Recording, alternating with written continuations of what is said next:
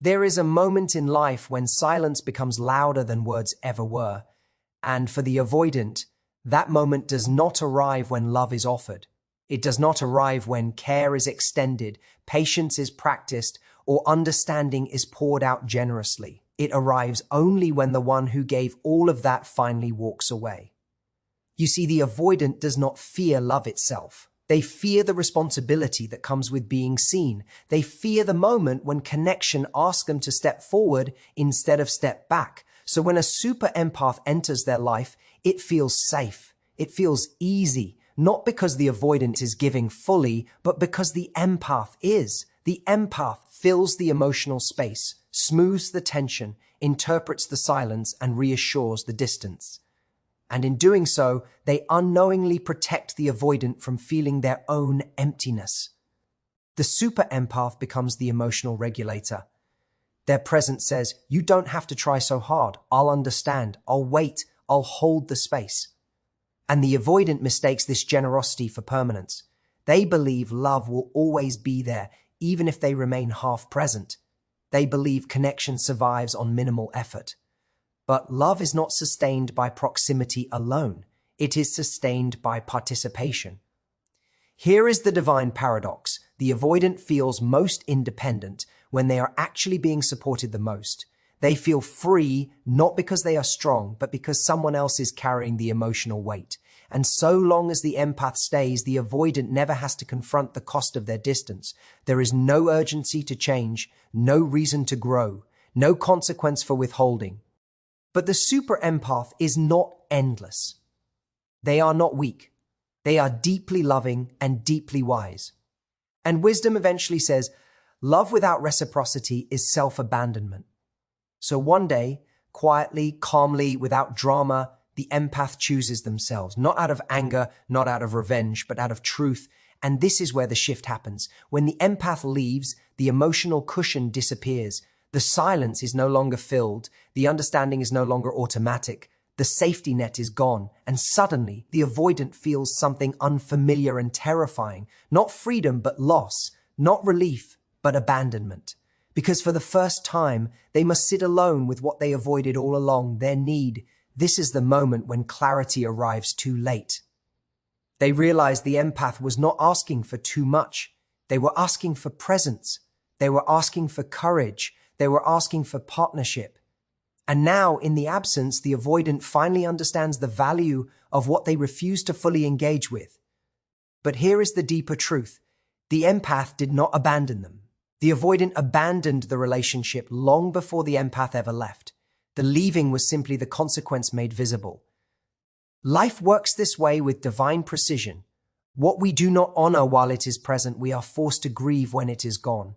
And the pain the avoidant feels is not punishment, it is revelation.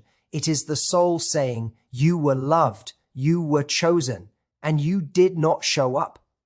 For the listener who is the super empath, know this, your leaving was not a failure of love. It was an act of self-respect. You were not meant to shrink so someone else could feel safe. You were meant to be met. And for the avoidant, if they are willing to grow, this loss becomes sacred. Because sometimes love has to leave to teach us how to stay.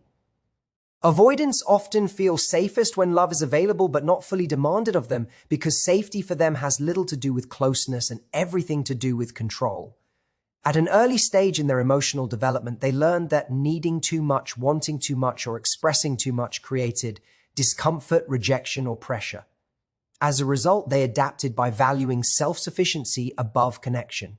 Over time, this adaptation hardened into an identity. I am independent, I don't need anyone, and closeness threatens my freedom. Yet, beneath this identity lives a very different truth, one where love is deeply desired, but only in a form that never requires full emotional exposure. When love is present but lightly held, the avoidant feels calm. They can enjoy affection in small, controlled doses. They can receive care without having to reciprocate at the same depth. This dynamic allows them to stay in the relationship while keeping their inner world protected. Love becomes something that exists around them, not something that penetrates them. As long as no one asks for consistency, vulnerability, or emotional accountability, the avoidant experiences the relationship as safe. They can show up intermittently, withdraw when overwhelmed, and return when they feel ready, all without confronting the fear that intimacy awakens in them. This sense of safety is deceptive because it is not rooted in trust or mutual presence. It is rooted in the absence of demand. The avoidant equates demand with danger, even when that demand is simply a request for emotional availability. A partner asking for reassurance, clarity, or commitment does not feel like love to the avoidant. It feels like pressure, and pressure triggers the old belief that closeness leads to loss of autonomy or emotional suffocation. So the avoidant unconsciously chooses relationships where the other person carries the emotional weight, asks for little, and adapts often. This is why the avoidant can remain in relationships that lack depth for long periods of time. As long as the other person does not challenge the emotional status quo, the avoidant feels no urgency to change. They may even believe they are being loving, because from their perspective, staying at all feels like effort. What they do not see is that staying without fully engaging is not the same as showing up. Emotional absence disguised as calmness becomes their comfort zone. There is also a nervous system component at play. Avoidants are often highly sensitive to emotional intensity. When a relationship becomes emotionally charged, their system reads it as a threat. But when love is gentle, predictable, and undemanding, their nervous system remains regulated. This creates an illusion of harmony.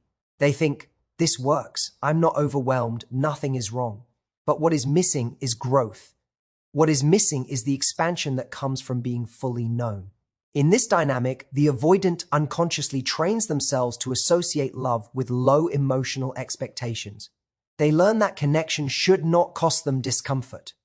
As soon as a partner begins to ask for more presence, more depth, more consistency, the avoidant feels the ground shift beneath them. The very thing that once felt safe now feels invasive. And instead of seeing this as an invitation to mature emotionally, they interpret it as evidence that something is wrong with the relationship or with the other person. This is why avoidants often say they felt fine until their partner changed, when in reality the partner did not change at all. They simply stopped suppressing their needs. The avoidant's sense of safety was never about love being strong, it was about love being quiet. And when love speaks up, asks to be met, or requests reciprocity, the avoidant experiences it as a threat rather than an opportunity. In truth, safety without depth is not intimacy, it is avoidance disguised as peace. The avoidant feels safest not because the relationship is healthy, but because it does not require them to confront their fear of being needed, seen, or emotionally responsible.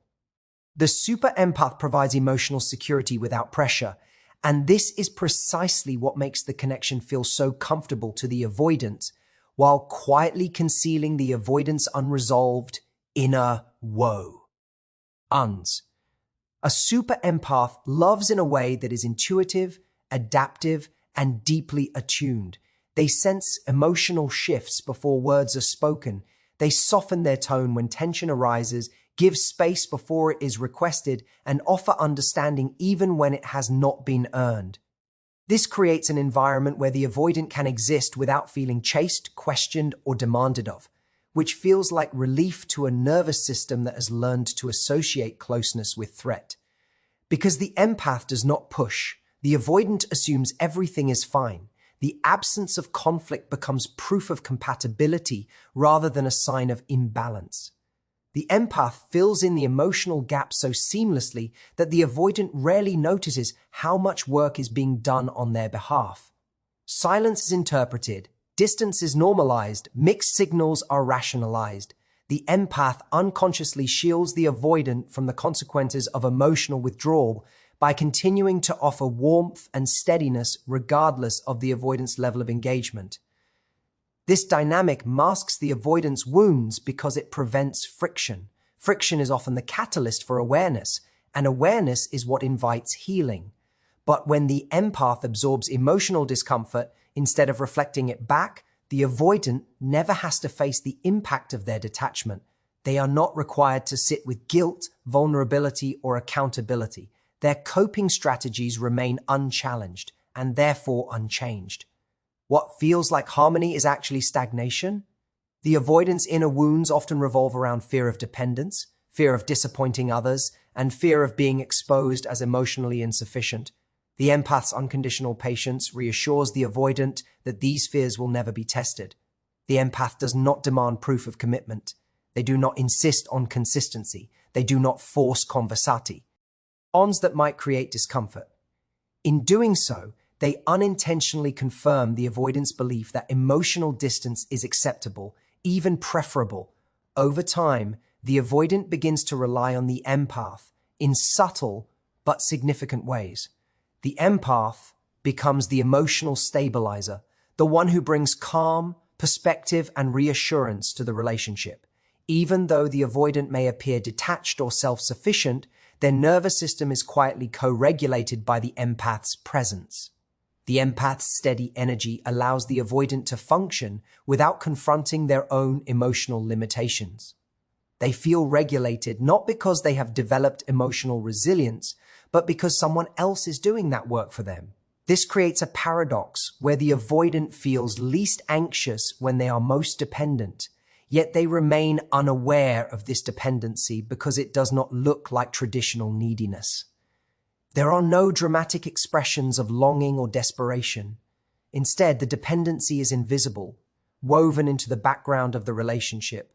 The avoidant grows accustomed to the empath always being there, always understanding, always accommodating. And because the empath rarely complains, the avoidant assumes this dynamic is sustainable. But emotional security without reciprocity comes at a cost, and that cost is paid by the empath. Over time, the empath begins to feel unseen, unchosen, and emotionally alone despite being in a relationship. Their giving becomes depleting rather than fulfilling. The space they hold for the avoidant is not returned. What once felt like love begins to feel like self-erasure. And as the empath becomes more aware of this imbalance, the very security they provided starts to waver. The tragedy of this dynamic is that the avoidant often believes the relationship was healthy because it felt easy. They confuse the absence of confal, ICT, with emotional maturity. They do not realize that the empath's lack of pressure was not a sign that the avoidant had healed, but a sign that the empath was overextending. The avoidant's wounds remain hidden until the empath steps back, and only then does the avoidant feel the full weight of what was being carried for them all along. Avoidants often confuse emotional distance with independence because for much of their lives, pulling away has been their primary strategy for maintaining a sense of self. Early on, they learned that relying on others felt risky, unreliable, or overwhelming. So they built an internal narrative that equates self-protection with strength. Distance became proof of autonomy. Detachment became evidence of maturity. Over time, this belief solidified into a personal philosophy: I am independent because I don't need anyone too much. What they fail to recognize is that independence rooted in avoidance is not freedom, but fear wearing the mask of control. As long as connection remains optional and reversible, the avoidant feels empowered. They can step in and out of closeness without consequence. They can enjoy companionship without surrendering vulnerability. This ability to retreat at will reinforces the illusion that they are self-sufficient. They tell themselves they are choosing space, not running from intimacy. But this choice only feels possible because someone else remains emotionally available in the background. The presence of a stable, giving partner makes distance feel safe. Without that safety net, the avoidant sense of independence would collapse. The illusion holds until true absence appears. When the other person finally stops waiting, stops accommodating, and stops staying emotionally present, the avoidant is confronted with something they have never fully experienced: the consequences of their withdrawal. Suddenly, the ace they once prized feels empty rather than empowering. The silence they once needed feels heavy rather than peaceful. What they called independence begins to reveal itself as isolation. This is the moment when dependency becomes visible, even to the avoidant themselves. They realize that their emotional equilibrium was not self-generated. It was co-created. The calm they felt was not proof of inner stability, but the result of someone else's consistent presence. The empath's availability allowed the avoidant to remain distant without feeling alone. Once that availability disappears, the avoidant's nervous system loses its anchor. Avoidants often experience this realization as shock.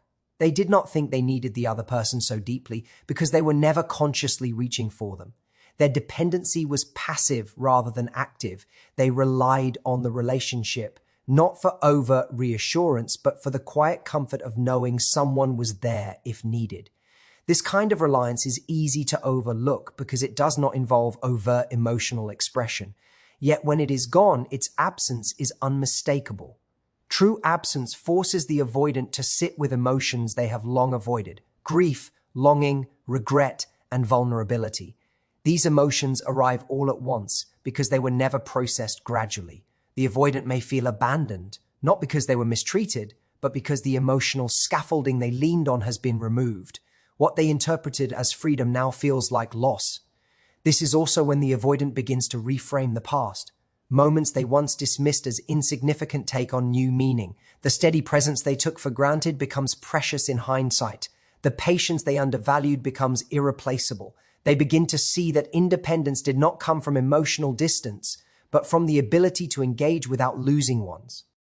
And that ability was never developed because it was never required.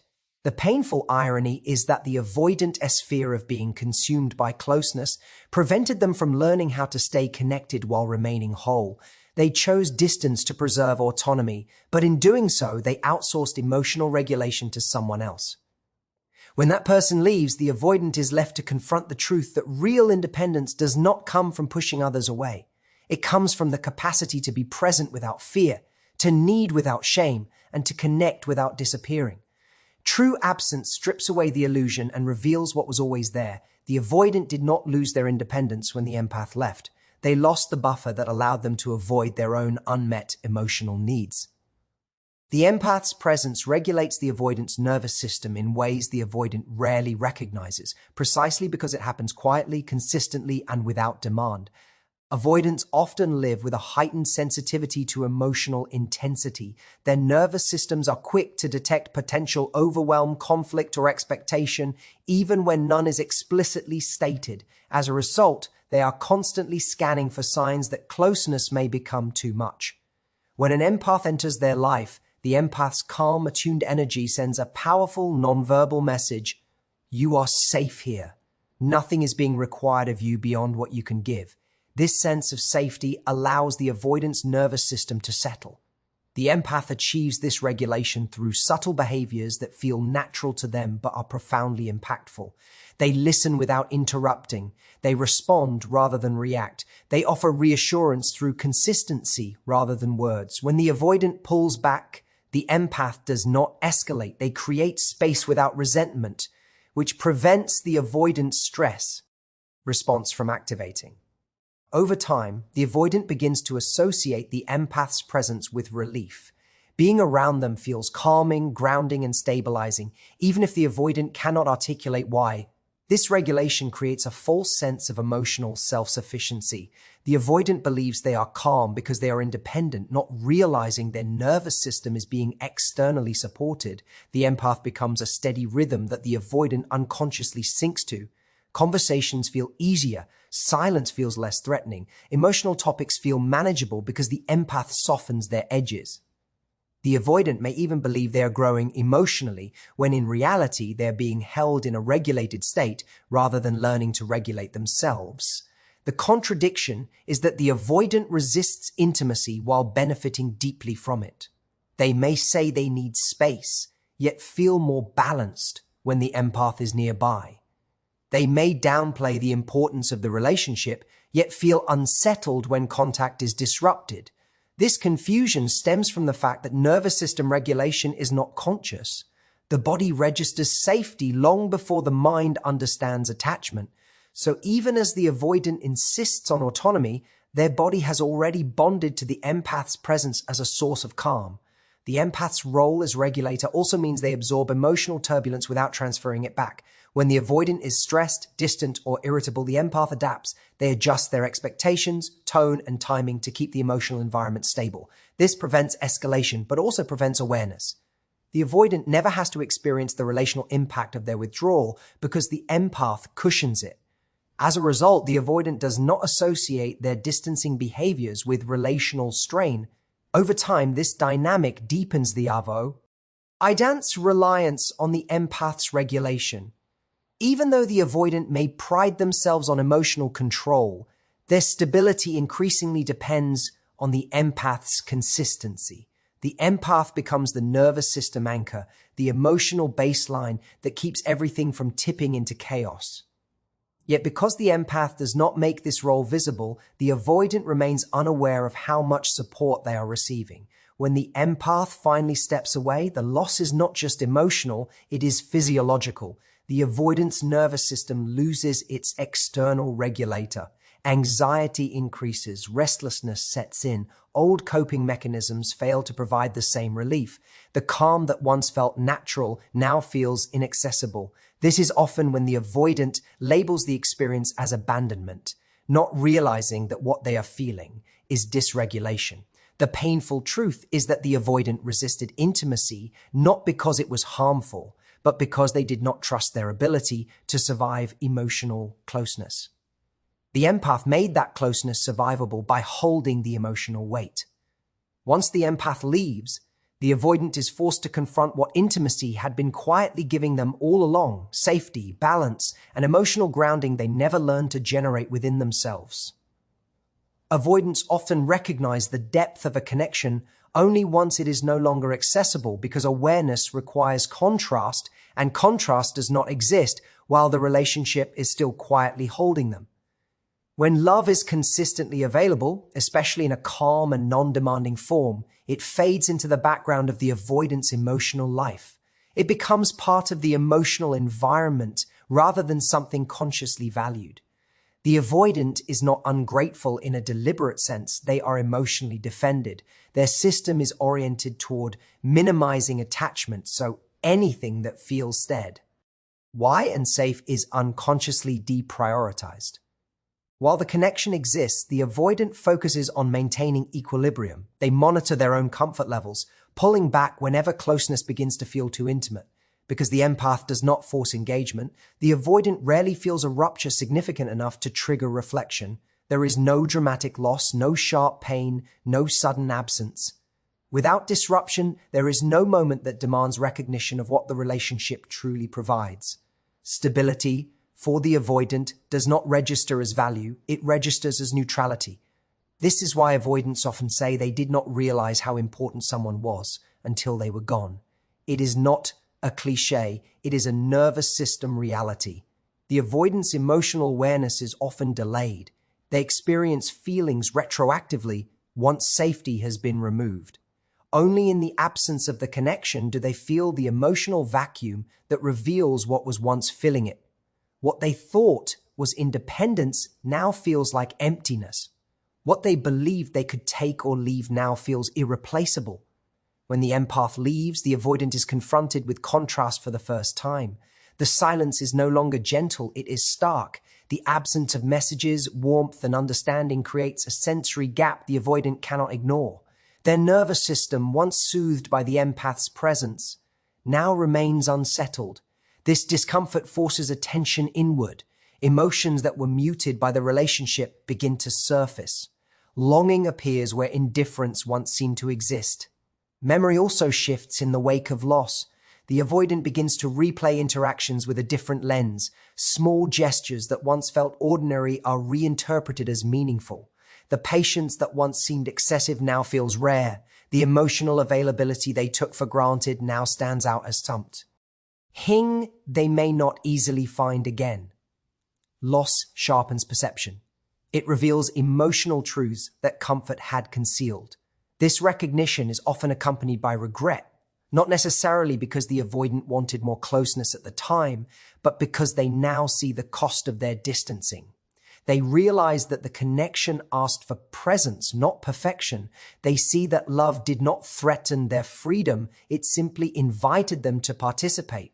But this insight arrives after the opportunity has passed, because insight requires the very vulnerability they were unwilling to access while the relationship was intact. The pain of this realization can feel overwhelming because it arrives all at once. Avoidants tend to process emotions in delayed bursts rather than in real time.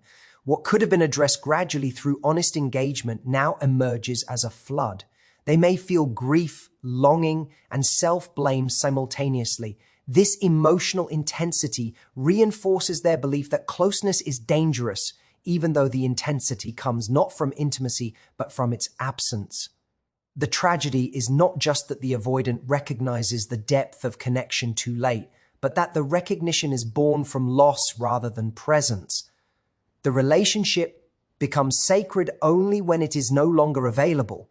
And in that absence, the avoidant finally understands that what they called comfort was actually love, quietly sustaining them in ways they never learned to acknowledge until it was gone. The empath leaves not to punish, but to preserve self-respect and emotional truth, and this distinction is crucial to understanding the dynamic that unfolds. For a long time, the empath stays because they believe in the potential of the connection. They sense depth beneath the avoidance defenses and trust that patience, consistency, and love will eventually create safety for mutual presence. Empath is not naive. They are hopeful. They operate from the belief that love, when offered steadily, can heal what fear once protected. At first, the empath does not experience the imbalance as a betrayal. They explain the avoidant distance with compassion. They tell themselves that space is needed, that timing matters, that growth unfolds gradually. Because the empath is emotionally intelligent, they can hold complexity. They understand that not everyone loves the same way. So they adapt, they soften their needs, they quiet their disappointments, they become skilled at translating silence into meaning so the relationship can continue without rupture. But over time, something shifts inside the empath. Love that flows in only one direction begins to feel hollow. The empath starts to notice that their emotional presence is not being met, only tolerated. They are valued for their understanding, not for their fullness. Conversations become carefully managed rather than freely shared. Needs are edited before being spoken. The empath realizes they are constantly making themselves smaller to keep the connection intact. This is where emotional truth emerges. The empath understands that love without reciprocity is not devotion, it is self-betrayal. Staying begins to require abandoning their own inner voice. Their body starts to register what their mind has been justifying: fatigue, sadness, a quiet grief. The empath sees that if they continue, they will lose themselves in the process of trying to save the relationship. Leaving then becomes an act of alignment rather than rejection. The empath does not storm out or issue ultimatums. Often they leave quietly, with clarity rather than anger. They recognize that asking the avoidant to become someone they are not ready to be would violate both of them. The departure is not a demand for change, it is an acknowledgement of reality. This is why the empath's exit feels sudden to the avoidant. Internally, the empath has been wrestling with this decision for a long time. They have grieved the relationship before it ends. By the time they leave, they are not emotionally reactive, they are resolved. Their nervous system has reached a point of certainty. They choose themselves not because they stopped loving, but because they finally started honoring their own worth. The empath's departure is also an act of truth-telling. It communicates what words could not. Love requires presence. By leaving, the empath stops enabling emotional absence. They remove the buffer that allowed the avoidant to remain comfortable without engagement. This is not punishment, it is consequence. The empath refuses to participate in a dynamic that requires them to disappear for the relationship to survive. For the empath, leaving is painful, but it is also liberating. It restores integrity. They no longer have to negotiate with their own needs. They reclaim the parts of themselves that were put on hold. The grief they feel is clean, not confusing. It comes with dignity rather than desperation. The tragedy is that the avoidant often interprets this departure as abandonment because they only feel the loss after it happens. They do not see the long process that led to it. They do not recognize that the empath stayed far longer than was healthy. What the avoidant calls sudden is actually the final step in a journey of self-respect. The empath leaves not to teach a lesson, but to stop learning the wrong one. That love requires erasure. In choosing to walk away, the empath chooses truth over attachment, wholeness over hope, and self-respect over the quiet pain of being emotionally alone in a relationship. Abandonment is not caused by the empath leaving, but by the avoidant's refusal to show up while love was present, and this distinction reveals the deepest truth of the dynamic. The avoidant often experiences the ending of the relationship as sudden and unfair because from their perspective, nothing catastrophic seemed to be happening. There were no explosive fights, no dramatic ultimatums, no clear breaking point. What they fail to recognize is that absence can exist long before someone physically leaves. Emotional withdrawal, inconsistency, and disengagement create a form of abandonment that unfolds quietly day by day. While the relationship was intact, the empath repeatedly showed up. They offered emotional availability, patience, and presence. They reached across the emotional distance again and again, often meeting silence with understanding and withdrawal with grace. Each time the avoidant chose distance over engagement, a small rupture occurred. These ruptures did not end the relationship immediately because the empath repaired them alone. But repair without mutual effort slowly erodes trust, intimacy, and safety. The avoidant's refusal to show up is rarely intentional cruelty. It is rooted in fear of vulnerability, fear of inadequacy, fear of losing autonomy, yet impact matters more than intent in relationships. When one partner consistently withholds presence, the other is left carrying the emotional labor of connection alone. Over time, the empath begins to feel unseen and unchosen, even while physically present. This is abandonment in its earliest form, being with someone who is not truly there. The avoidant often believes that staying in the relationship is proof of commitment. But presence without participation is not connection, it is proximity. Love requires responsiveness. It requires moments of leaning in even when discomfort arises. By repeatedly choosing withdrawal, the avoidant sends an unconscious message: my comfort matters more than our connection. The empath receives this message not intellectually, but emotionally, through the accumulation of unmet bids for closeness. When the empath finally leaves, they are not initiating abandonment, they are responding to it. They are acknowledging what has already been true. Their departure simply makes the emotional reality visible. The relationship did not end because the empath stopped loving. It ended because love was not being met. The leaving is the final expression of a truth that words could not convey. This is why the avoidant sense of abandonment often arrives only after the empath is gone. While the empath was present, the avoidant could remain emotionally distant without consequence. The empath absorbed the pain, maintained the connection, and kept hope alive. Once the empath leaves, the avoidant is forced to feel the weight of their absence all at once. The abandonment they experience is not new, it is deferred. The pain the avoidant feels is also intertwined with regret. In the quiet after the relationship ends, they may recognize moments when they could have leaned in but chose not to. They may see that the empath was not asking for too much, but asking for something essential. This realization can be devastating because it exposes the avoidant's role in the outcome. It is easier to believe one was left than to face the truth that one did not fully arrive. Abandonment in this context is not an act, but a pattern. It is created through repeated non-choices, through emotional absences, that accumulate until love can no longer survive.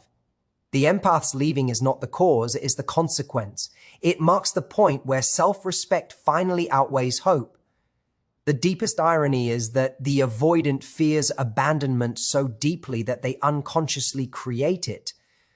By withholding presence to protect themselves from loss, they ensure the very outcome they dread.